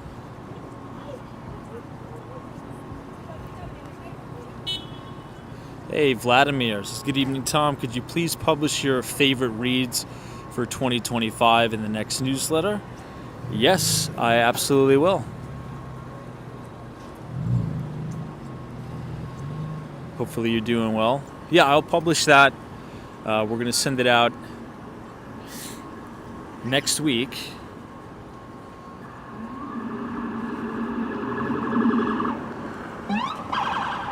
the LT Prods has any book recommendations for Bitcoin, I would say the Bitcoin Standard. Honestly, I think everybody should read that book, the Bitcoin Standard, even if you're not interested in Bitcoin at all. Just stop at the first half of the book, because the book is really a history lesson of fiat currencies and the history of mediums of exchange and just currency in general throughout the entire human history, covering the barter system, when we used to pay for things with seashells, coin clipping. I think that's important for everybody to know. So even if you say, hey Tom, I hate Bitcoin, I think it's a fraud, that's fine. Buy the book, the Bitcoin Standard, and just chop the book in half, throw out the second half of the book, and just read the first half. It has nothing to do with Bitcoin. Oh, look at this chart. Look at this horse and carriage. Very cool.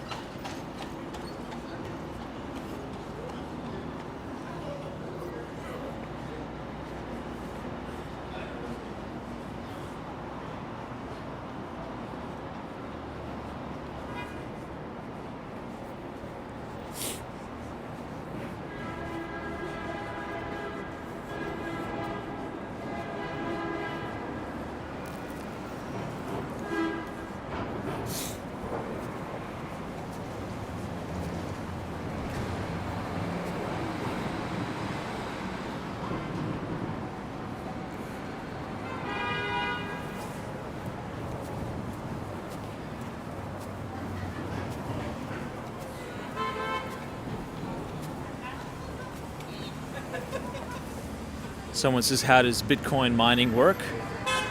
Just read the Bitcoin white paper. It's very, very easy and simple read. Read the original Bitcoin white paper, and that'll tell you everything you need to know about Bitcoin difficulty adjustment, how everything works.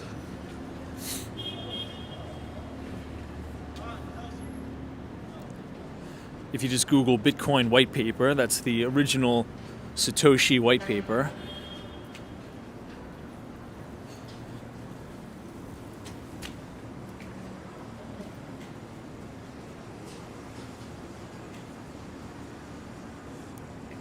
Look at this.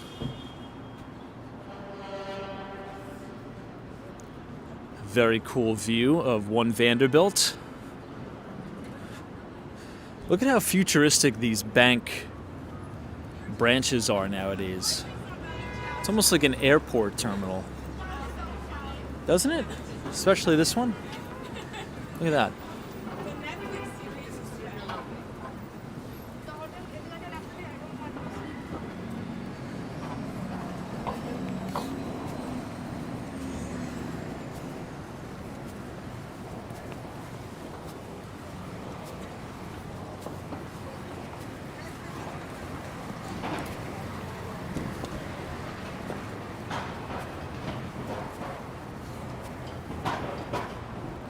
That's Chase.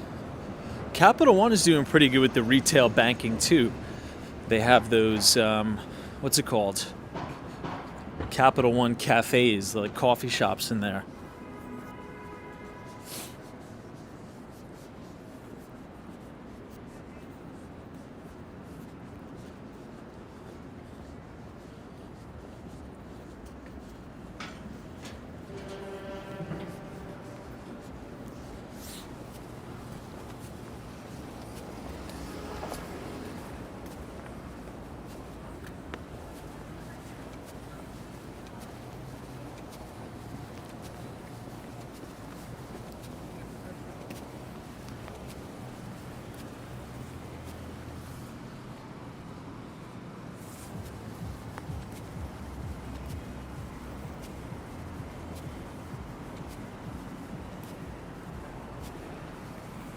Is that right?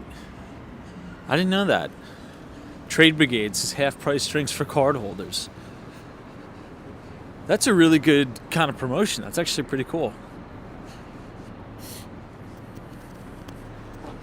Kathleen's, as bank branches and retail pharmacies are slowly disappearing. Yeah, definitely a lot of consolidation. If anybody has an Amex, American Express, and you're in New York City, I would try to make a reservation for the Centurion Lounge. It's at the top of One Vanderbilt, and it is very, very cool. It's extremely expensive and overpriced, but if you go one time, I mean, you don't really even need to spend a lot of money there, but if you have dinner, it's going to be a lot. It's like $150 a head, maybe even more, but the views are crazy from up there. You just call the number on the back of the American Express card, and you can have them make a reservation for you.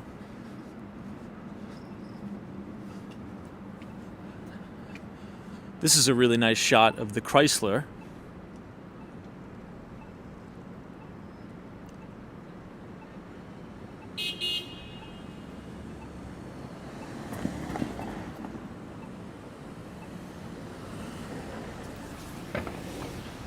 To the left is Grand Central Station. That Campbell Bar is also really nice.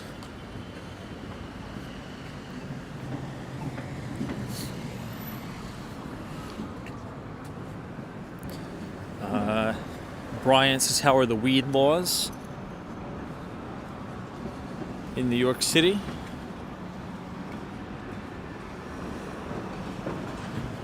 I think the city really butchered and the state kind of butchered the whole legalization of marijuana, because now we just have these really disgusting looking smoke shops all over the place, which most of them, the vast majority, allegedly, are fronts for like fentanyl, like running fentanyl and all, coke, other nefarious drugs.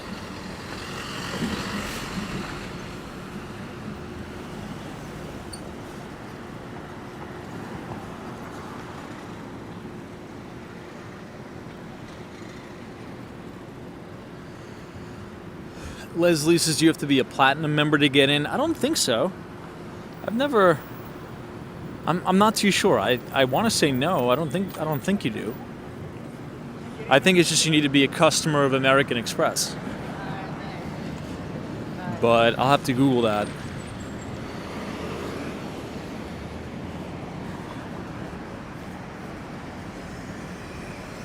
Let's actually make a right here.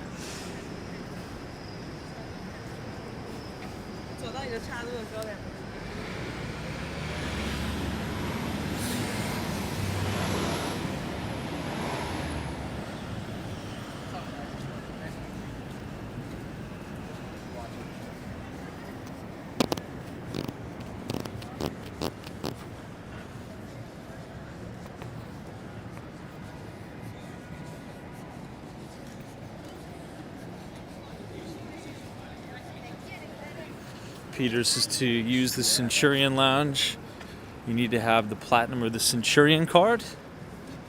Interesting.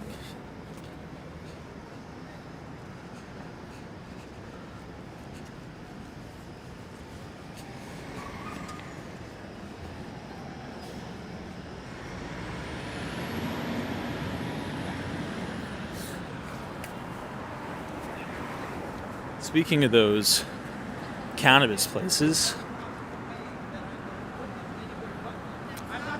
they unfortunately had to close down.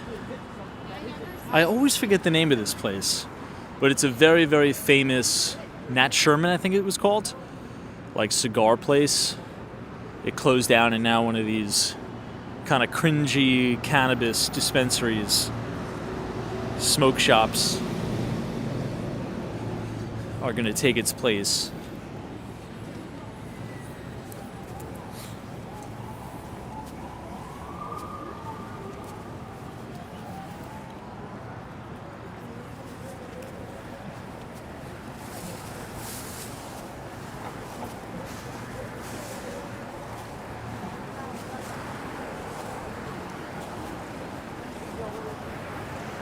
This is the Stephen Schwartzman building, New York Public Library.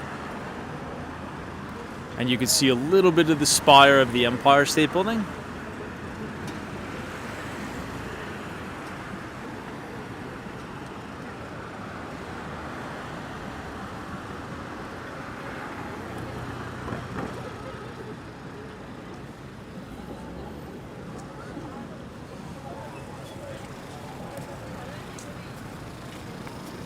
NBA Elias is asking about how much the leases are for the weed shops.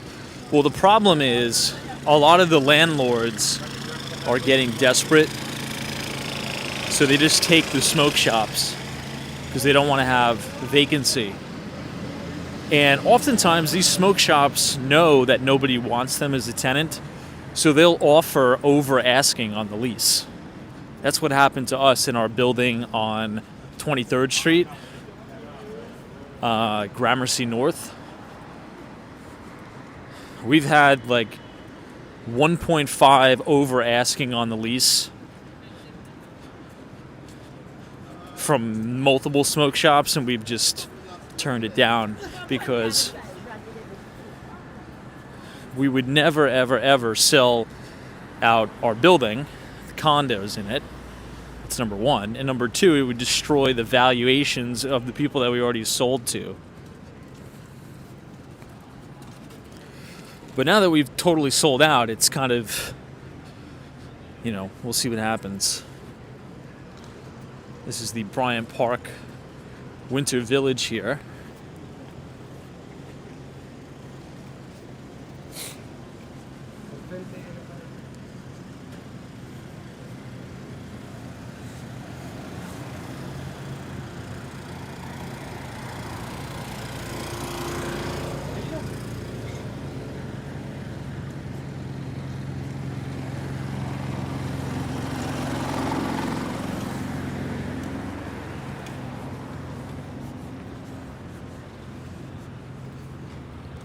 All right, let's attempt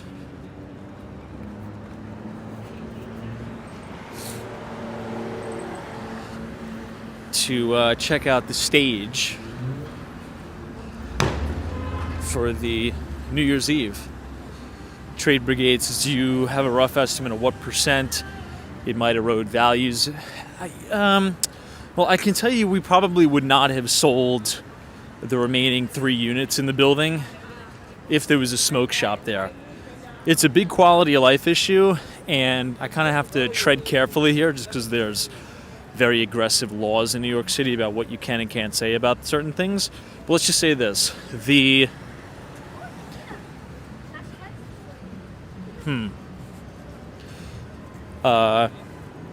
type of people that generally tend to loiter and congregate around said smoke shops are not the best and safest individuals. Like if you look at a lot of the crime that happens in the boroughs, I mean, it's almost like every other week a stabbing or a shooting happens at one of these smoke shops.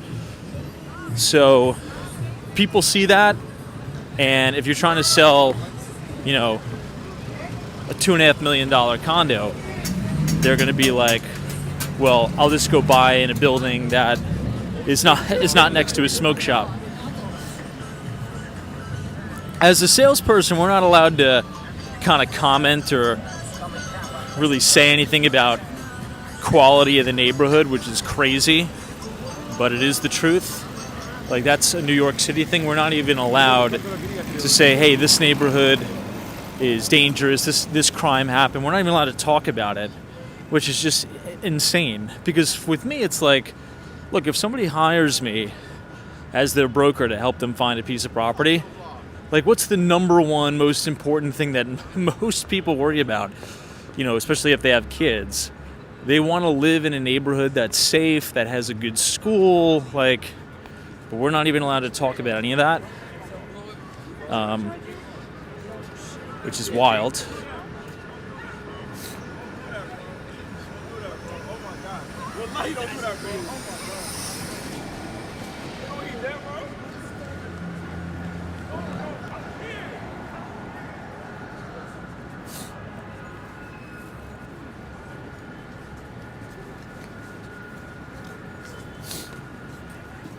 But I think, if I were to put a percentage amount, I mean, it could easily haircut, a 10 to 15% haircut, maybe even more, depending on if it's not managed well, if it's,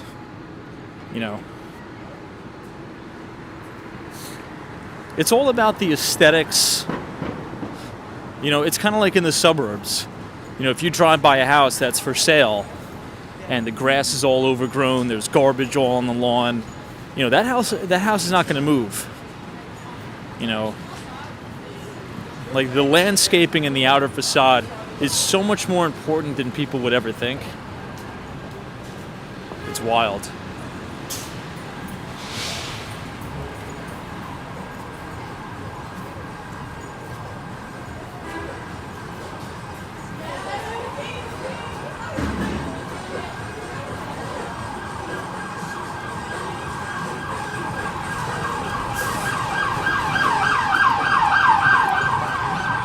Someone says, what's the harm in talking about the stats?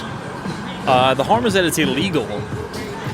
As a licensed real estate salesperson in New York, it is illegal to talk about specific crime stats and even schools. You can't even talk about schools. Is this school good? Is that school good? You can't. You just have to refer them to your local precinct, or just look it up online, or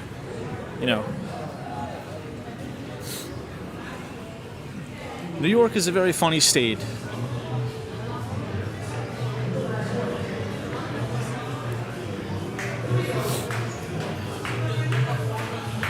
Wow, I actually do see the stage a little bit.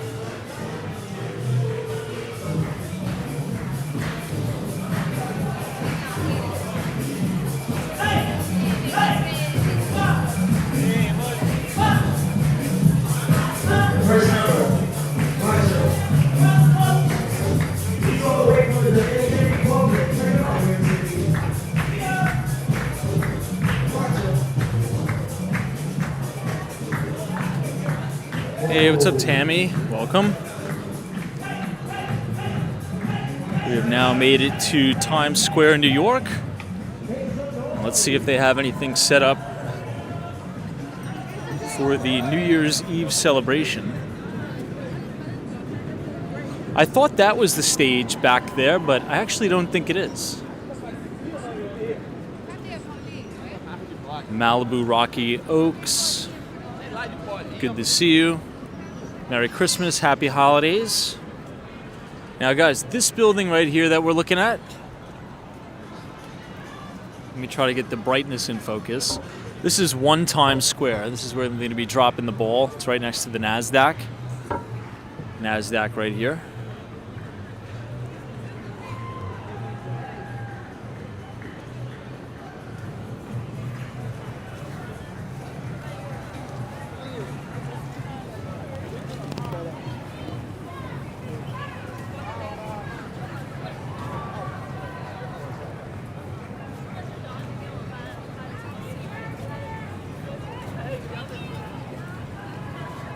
Wow, it's someone's birthday. 26. Wow, to be 26 years old again.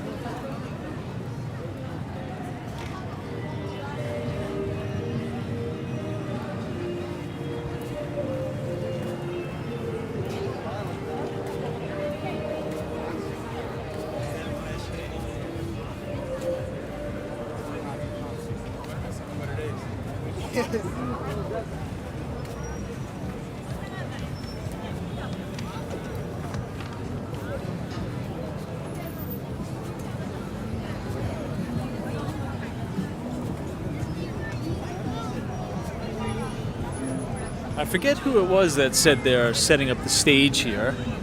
Maybe it was Latha, I forget. But I'm not really seeing much. If anything.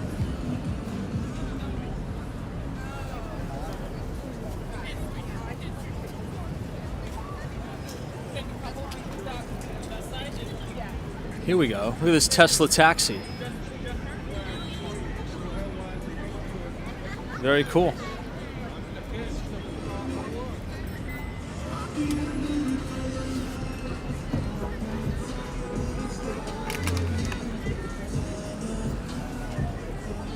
But if you look closely, do you guys see the 2025 numerals here? If you look right above the Kia sign, you can see the 2025 numerals.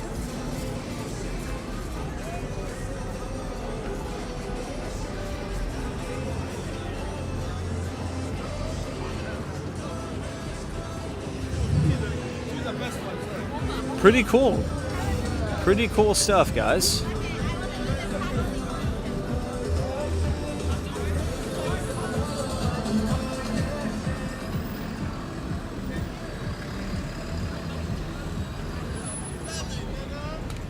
What is that? Hey, TK Porsche, what's going on?